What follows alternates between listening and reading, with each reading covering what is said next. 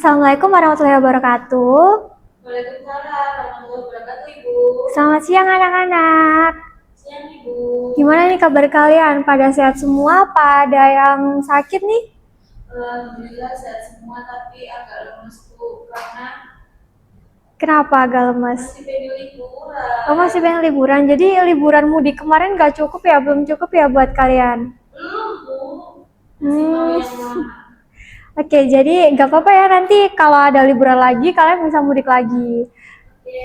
Hari raya kemarin gimana? Seru nggak? Pada mudik kemana aja nih? Kalau saya mudiknya ke Madiun. Ke Madiun, ke Banyuwangi. Ke Madiun apa ke Banyuwangi jadinya? Kalau di Madiun itu cuma apa namanya, ziarah. Kalau di Banyuwangi itu liburan, karena rumah nenek udah di Surabaya, tapi ke rumah saudara-saudaranya nenek. Oh gitu, seru ya berarti Mbak Amanda. Seru, dapat uang banyak. Oke, jadi Ibu sebelum memulai pembelajaran pada siang hari ini, di sini ditengok sebelah teman sebelah kanan kirinya pada masuk semua, pada yang sakit hari ini? Ada yang izin, Ibu, masih di Mojokerto. Siapa itu yang izin? Abigail. Abigail, izin masih di kampung ya berarti? Karena ada acara apa gitu, saya lupa. Pokoknya nanti suratnya dikirim ke Ibu. Oke, terima kasih ya. Berarti untuk hari ini yang tidak hadir hanya Abigail saja atau ada yang lain? Itu aja, Bu, Abigail aja, Bu. Oke, Abigail saja. Baik, Ibu mulai ya pembelajaran kita pada siang hari ini. Ya, Ibu. Oke, jadi pada siang hari ini kita akan belajar mengenai handling telepon atau penanganan telepon. Sebelum itu, Ibu mau tanya ke kalian, di sini ada yang pernah menelpon ke perusahaan atau instansi? Belum pernah, Ibu. Belum pernah. Jadi karena belum pernah, kita akan mempelajari ya bagaimana cara etika menelpon dan juga pengertian telepon dan juga nanti ada prosedur-prosedur bagaimana cara menangani telepon.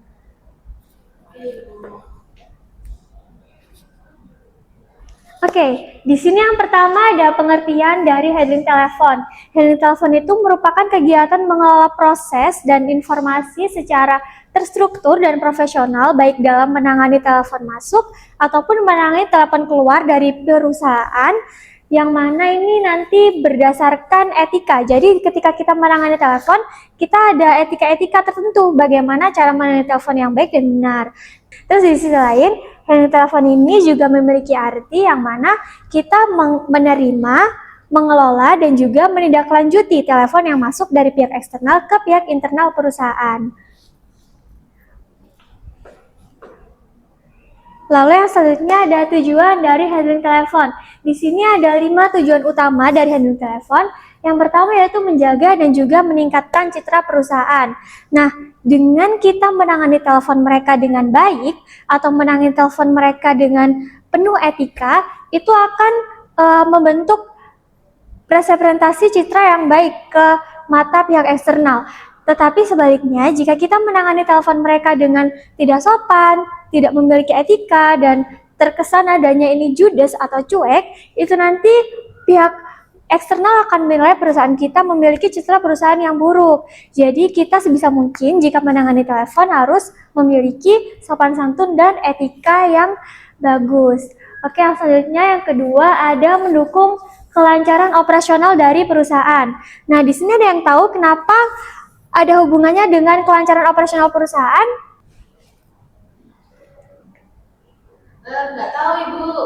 Oke, jadi kenapa mendukung kelancaran operasional perusahaan memiliki hubungan dengan tujuan? Karena jika kita menangani telepon, pastinya ada suatu informasi yang disampaikan oleh pihak eksternal ke pihak internal perusahaan kan?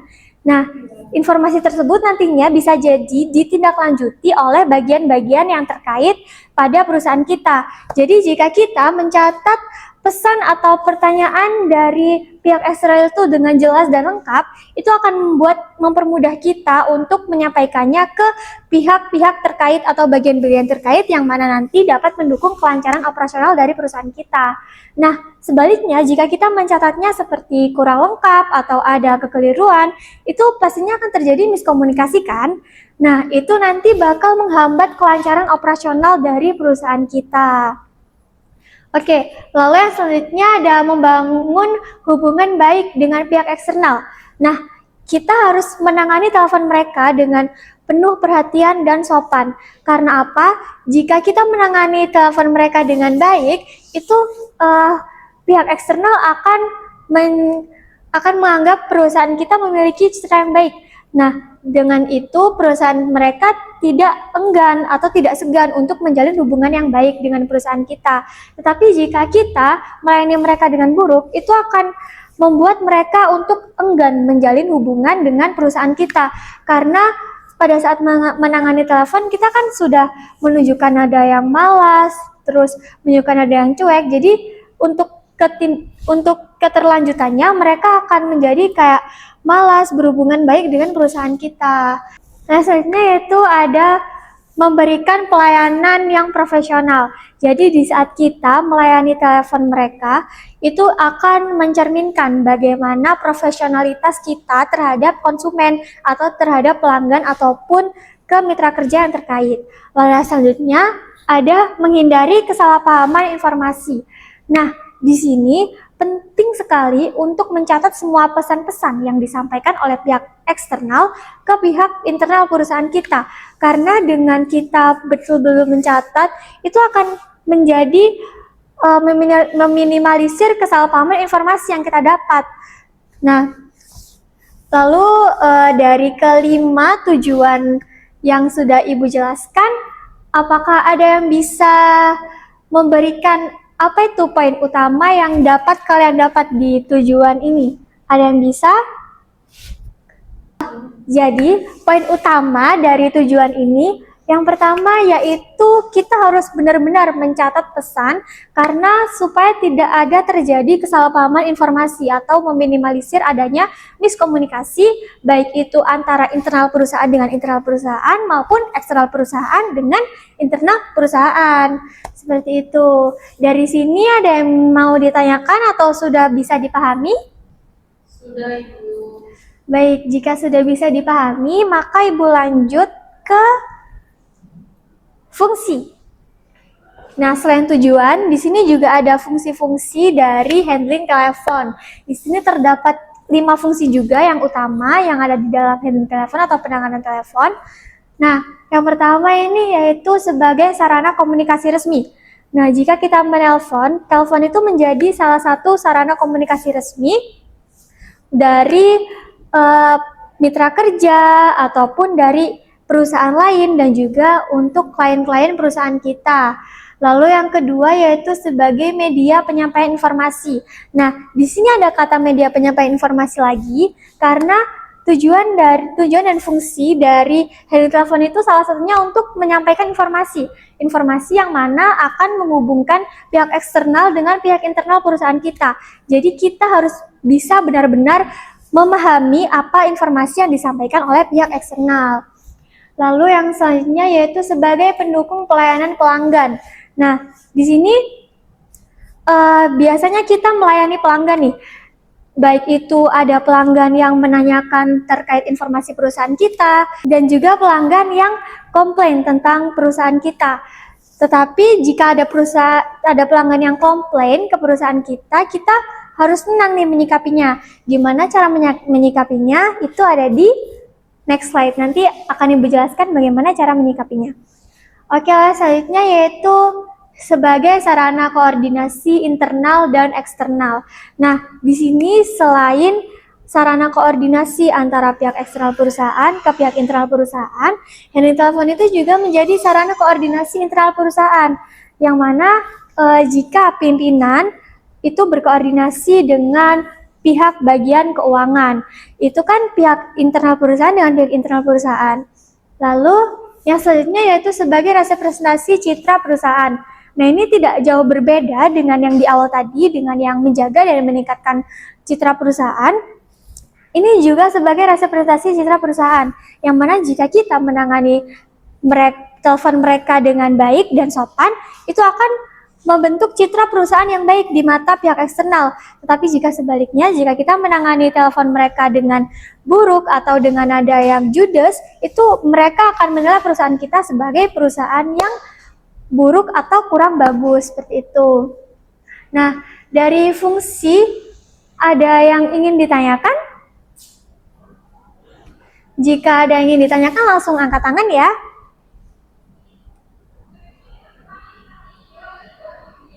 Ya, silakan, Manda. Bagaimana sikap yang harus ditunjukkan pada saat menerima telepon dari pelanggan yang kesannya itu judes dan marah-marah seperti itu kan pasti kan ada pelanggan itu kayak kan namanya juga preferensi orang-orang itu berbeda, terus ekspektasinya itu berbeda dengan pelayanan kita. Gimana itu menanggapinya itu? Oke, pertanyaan yang bagus dari Amanda. Jadi bagaimana jika pelanggan marah-marah gitu? Cara menyikapinya, yaitu kita harus yang pertama mendengarkan keluhan dari mereka dengan seksama dan penuh perhatian. Kita tidak boleh memotong pembicaraan dari mereka. Jika kita memotong pembicaraan mereka, mereka nih posisinya sudah tersulut emosinya gitu ya, marah-marah. Jika kita memotong, nanti takutnya mereka akan lebih tersulut lagi emosinya. Jadi kita harus mendengarkan sampai akhir, sampai mereka benar-benar mengakhiri kalimatnya. Dan yang paling penting, kita juga tidak boleh ikut tersulut emosi. Kita harus bersikap profesional dan sebaik mungkin, seperti itu. Apakah sudah bisa dipahami jawabannya, Amanda? Sudah paham, Ibu. Terima kasih. Oke. Jika tidak ada yang tanya lagi, Ibu lanjutkan untuk etika dari menerima telepon. Nah, di sini etika menerima telepon, yang pertama yaitu mengangkat telepon maksimal pada dering ketiga. Ada yang tahu kenapa harus diangkat pada maksimal dering ketiga? Oke, jadi harus diangkat maksimal pada dering ketiga, yaitu supaya si penelpon tidak menunggu respon kita terlalu lama. Dan itu kalau penelpon menunggu respon kita terlalu lama, itu tidak bagus dan bisa merusak citra perusahaan kita ke penelpon. Lalu yang kedua, ada menggunakan nada suara yang ramah dan sopan dan juga jelas. Nah, di sini kenapa harus jelas tetapi harus tetap ramah? Nah, karena biasanya kan ada tuh orang yang kalau berbicara seperti diseret-seret gitu. Nah, itu tidak boleh. Kita itu menyampaikan informasi harus jelas karena nanti biar bisa dipahami oleh pihak yang meminta informasi atau pertanyaan tersebut. Lalu yang selanjutnya ada menyebutkan salam dan identitas perusahaan. Contohnya seperti, selamat pagi PT Maju Jaya dengan Ibu Najwa, ada yang bisa saya bantu? Nah, lalu yang selanjutnya yaitu mendengarkan dengan penuh perhatian. Jadi seperti yang Ibu bilang tadi, kita harus mendengarkannya dengan seksama agar informasi yang disampaikan tidak terlewat oleh kita. Nah, lalu yang selanjutnya yaitu ada tidak memotong pembicaraan. Kita harus membiarkan penelpon tersebut untuk melanjutkan apa yang ingin disampaikan supaya pesan tersebut bisa tersampaikan dengan jelas. Lalu yang selanjutnya ada mencatat pesan dengan lengkap. Nah, ini sangat penting sekali. Kenapa kita harus mencatat dengan pesan dengan jelas? Karena itu tadi, supaya tidak ada miskomunikasi atau meminimalisir kesalahpahaman informasi yang nantinya akan kita sampaikan ke pihak-pihak yang terkait gitu. Lalu selanjutnya yaitu ada menutup telepon dengan sopan. Dari sini ada yang ditanyakan? Saya Ibu. Iya. Izin bertanya, mengapa tidak boleh memotong pembicaraan dalam telepon? Oke, kenapa kita tidak boleh memotong pembicaraan yang menelpon kita seperti itu ya? Nah, jika kita memotong pembicaraan orang tersebut, itu penelpon itu merasa dirinya tidak dihargai oleh kita. Jadi kita biarkan si penelpon itu memberikan informasi atau berbicara yang sesuai dengan kemauan mereka dan kita harus mendengarkannya dengan jelas. Baru saat itu jika penelpon tersebut sudah mengakhiri kalimatnya, baru kita yang berbicara. Seperti itu, bisa dipahami? Bisa, Ibu. Oke, lalu Ibu lanjutkan, yaitu ada prosedur menerima telepon masuk. Nah, prosedur menerima telepon masuk, yang pertama, ini lagi-lagi mengangkat telepon maksimal pada dering ketiga supaya penelpon tidak menunggu kita terlalu lama. Lalu yang kedua, yaitu mengucapkan salam dan menyebutkan identitas perusahaan. Sama yang seperti Ibu bilang tadi di awal, kita mengucapkan salam dan juga menyebutkan identitas perusahaan. Contohnya, Ibu mau kasih contoh lagi nih. Pakai contoh nama Mbak Amanda ya. Contohnya seperti selamat sore, PT Maju Gemilang dengan Amanda dan bisa saya bantu. Kurang lebih mengucapkan salam dan menyebutkan identitas perusahaan seperti itu. Lalu yang selanjutnya ada menanyakan dan mendengarkan keperluan pelanggan. Jadi kita tujuannya menangani telepon yaitu untuk mendapatkan informasi atau pertanyaan dari pelanggan. Oleh sebab itu kita akan menanyakan keperluan apa dan apakah ada keluhan dari si pihak eksternal tadi ke perusahaan kita. Lalu yang selanjutnya yaitu memberikan informasi yang dibutuhkan dan menghubungkannya ke pihak terkait. Nah, jadi semisal ada informasi yang perlu ditindaklanjuti atau misal kita tidak mempunyai hak untuk menjawab pertanyaan dari customer tersebut, maka kita akan menghubungkannya ke pihak terkait yang mana pihak terkait itu mempunyai hak untuk menjawab informasi-informasi yang sekiranya dibutuhkan oleh pihak eksternal. Lalu lagi-lagi yaitu kita harus mencatat pesan. Penting sekali pada saat melakukan telepon kita harus mencatat pesan supaya meminimalisir terjadinya miskomunikasi. Lalu yang terakhir ada mengulang kembali pesan sebelum menutup telepon. Jadi setiap kita melakukan telepon itu kita sebelum menutupnya harus menanyakan atau mengonfirmasi ulang apakah pesan yang disampaikan ini sudah benar. Nah, tujuannya yaitu tadi supaya meminimalisir terjadinya miskomunikasi.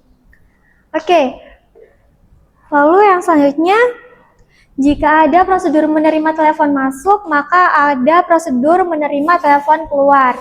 Nah, di sini prosedur menerima telepon keluar, yang pertama ada menyiapkan informasi yang akan ditanyakan atau diinformasikan ke pihak eksternal. Jadi, sebelum kita menelpon pihak eksternal, kita akan menyiapkan dulu nih sekiranya informasi apa yang akan kita sampaikan. Dan sebisa mungkin kita harus menata tata bahasa kita supaya tidak berbelit-belit ketika menjelaskannya pada pihak eksternal. Lalu yang kedua, ini memastikan nomor yang dituju sudah benar. Lalu yang ketiga ada mengucapkan salam dan memperkenalkan diri serta identitas perusahaan. Jadi kurang lebih sama seperti yang ada di prosedur menerima telepon masuk tadi. Ini juga kalian harus menjelaskan diri kalian dan juga asal instansi kalian. Lalu yang selanjutnya yaitu menyampaikan tujuan telepon dengan jelas dan singkat. Nah, ini harus singkat dan tidak boleh bertele-tele karena jika kita menyampaikan tujuan telepon kita dengan bertele-tele, itu akan membuat pihak yang eksternal menerima telepon kita ini akan kebingungan kayak sebenarnya maksud dari tujuan kita menelepon dia tuh apa, seperti itu. Jadi kita harus menyampaikannya dengan singkat dan jelas. Oke, yang selanjutnya yaitu ada mencatat hasil pembicaraan baik dari telepon masuk dan juga telepon keluar. Itu kita harus benar-benar mencatat hasil pembicaraan yang kita lakukan di telepon tadi.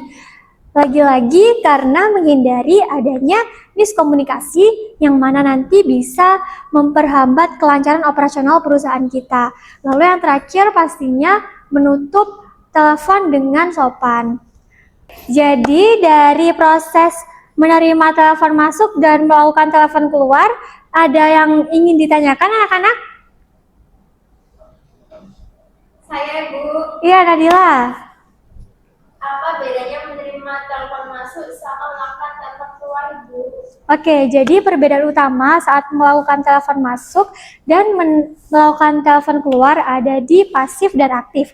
Jika kita melakukan telepon masuk atau melakukan panggilan masuk, itu kita menjadi tim pasif karena kita sifatnya mendengarkan informasi-informasi atau pertanyaan yang disampaikan oleh pihak eksternal ke perusahaan kita. Tetapi jika kita sebagai melakukan penelpon keluar, itu kita bersifat aktif karena kita akan menanyakan informasi-informasi dari pihak eksternal untuk informasi dari perusahaan kita, seperti itu. Apakah sudah cukup jelas, Nadila? Sudah cukup jelas banget, Ibu. Oke, baik. Ada yang mau ditanyakan lagi? Oke, Cukup, Ibu. tidak ada ya. Nah, lalu yang selanjutnya ada hal-hal yang tidak boleh dilakukan pada saat melakukan penanganan telepon atau handling telepon. Yang pertama, yaitu mengangkat telepon dengan nada yang tidak ramah. Itu sangat-sangat tidak boleh karena kita sebagai orang perkantoran atau sekretaris harus mempunyai etika dan profesionalitas pada saat bekerja. Lalu yang kedua, ada menggunakan bahasa yang tidak formal. Itu juga sangat-sangat tidak boleh. Kita harus menggunakan bahasa yang formal dan terstruktur. Lalu yang selanjutnya ada membiarkan penelpon menunggu terlalu lama tanpa kejelasan. Nah, di sini jika kita membuat penelpon menunggu, setidaknya kita harus konfirmasi terlebih dahulu. Lalu yang selanjutnya yaitu berbicara sambil makan atau bercanda. Nah, itu tidak boleh karena itu tidak mencerminkan profesionalitas dalam bekerja sama sekali. Jadi kita saat menangani telepon harus dengan kondisi yang serius dan tidak boleh sambil bercanda anak-anak. Lalu yang selanjutnya yaitu menutup telepon tanpa salam penutup. Tiba-tiba dimatiin teleponnya, itu tidak boleh. At least kita harus melakukan salam penutup sebelum telepon kita akhiri. Oke, lalu yang selanjutnya ada prosedur penanganan pada situasi khusus. Di sini ada dua situasi khusus. Yang pertama yaitu jika pimpinan tidak ada dan jika penelpon mengajukan keluhan. Nah, jika pimpinan sedang tidak berada di tempat atau pimpinan sedang tidak bisa diganggu, maka kita harus mengkonfirmasi ke penelpon bahwa pimpinan saat ini sedang tidak berada di tempat. Lalu kita menawarkan apakah ada pesan yang ingin ditinggalkan atau disampaikan kepada pimpinan, yang mana nantinya jika ada pesan yang ingin ditinggalkan atau ada informasi yang ditinggalkan, kita akan menyampaikan pesan tersebut ke pimpinan perusahaan. Lalu yang selanjutnya jika penelpon mengajukan keluhan. Nah, di sini jika penelpon mengajukan keluhan, apa saja yang harus kita lakukan? Yang pertama, yaitu kita tetap tenang dan jangan terlihat panik. Lalu kita mendengarkan keluhan yang disampaikan oleh penelpon tersebut dengan seksama dan penuh perhatian tanpa memotong pembicaraan dari penelpon tersebut yang sedang mengajukan keluhannya. Lalu yang selanjutnya, jika sudah penelpon tersebut mengajukan keluhan dan sudah diakhiri, kita akan menyampaikan bahwasanya keluhan tersebut akan segera ditindaklanjuti oleh perusahaan kami sesegera mungkin. Dari sini ada yang ditanyakan?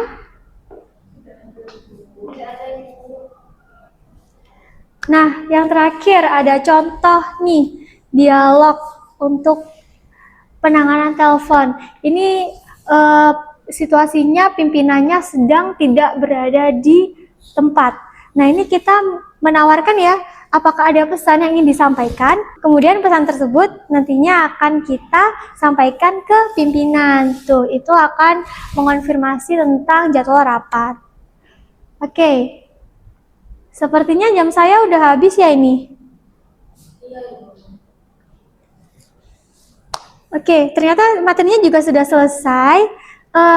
Ada yang bisa memberikan kesimpulan? Saya, Ibu. Iya, Manda. Kesimpulan apa yang Manda dapatkan?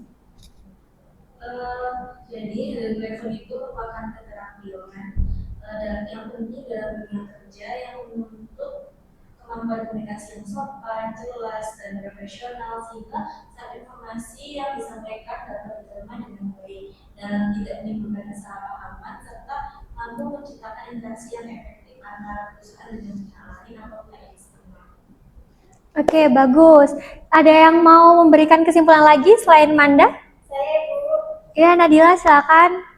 Baik, dari penjelasan Ibu tadi, sepengalaman saya penerapan etika dan prosedur yang tepat dalam menerima ataupun melakukan telepon itu sangat berpengaruh dalam citra perusahaan karena komunikasi yang baik itu bisa meningkatkan kepercayaan dan kepuasan klien atau mitra seperti itu. Lalu, jika hubungan kerja yang baik dan mendukung kelancaran aktivitas operasional perusahaan secara keseluruhan.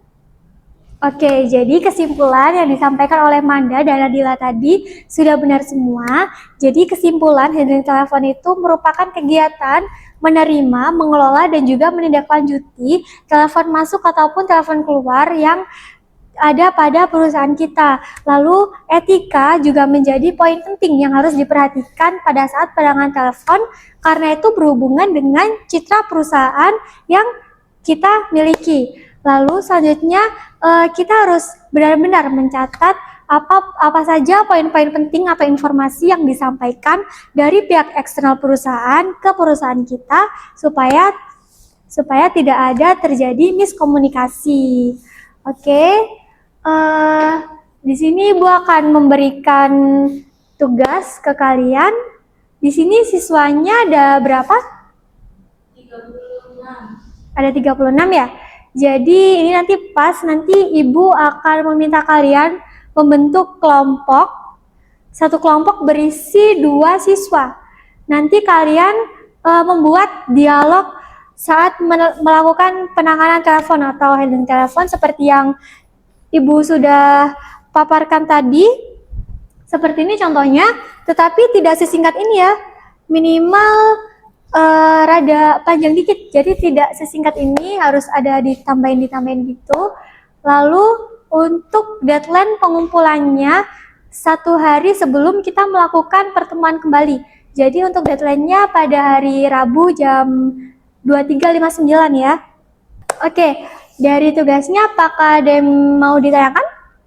Izin dulu ya Bu, pengumpulannya di mana ya Bu? Oh ya, untuk pengumpulannya nanti Ibu bikinkan Google Drive ya. Nanti Ibu kasih ke grup kelas kalian. Oke Bu, terima kasih. Ya, sama-sama. Jadi, di pertemuan selanjutnya, Ibu akan memanggil acak nama kalian dan melakukan praktek komunikasi telepon atau handling telepon di depan kelas ya. Baik, Ibu. Jadi nanti benar-benar dipersiapkan bagaimana cara ngomongnya, bagaimana sikap profesionalitasnya, seperti itu ya. Oke, di sini ada contoh untuk melakukan handling telepon. Ibu mau di antara kalian ada yang mempraktekkan contoh ini 2 orang ya. Sebentar, Ibu akan cari di presensi.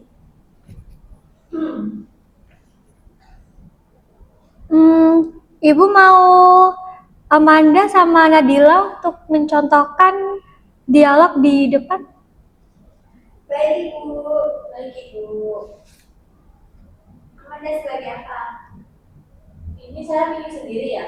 Iya, boleh memilih sendiri, bebas. Saya mau sebagai sekretaris.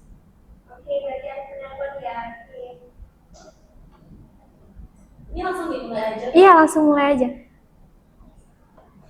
Selamat pagi, PT Bulan Cahaya dengan Najwa ada yang bisa dibantu. Selamat pagi, saya Andi dari PT Maju Jaya ingin berbicara dengan Bapak Bima.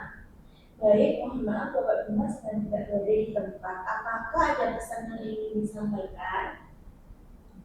Mohon sampaikan bahwa kami ingin mengonfirmasi jadwal rapat besok.